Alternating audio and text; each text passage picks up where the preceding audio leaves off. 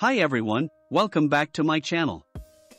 In this video, I'll be showing you how to download Instagram video reels without using any apps.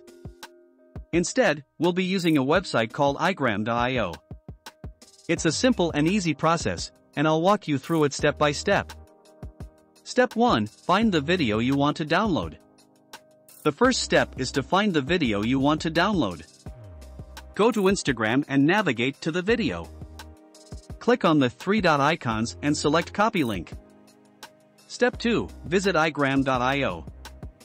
Now, open a web browser on your device and visit igram.io. Step 3, paste the link. Once you're on the website, paste the link you copied from Instagram into the text field and click on the download button. Step 4, download the video. The website will now process the link and start downloading the video. Wait for the download to complete, and then you can access the downloaded video from your device's downloads folder.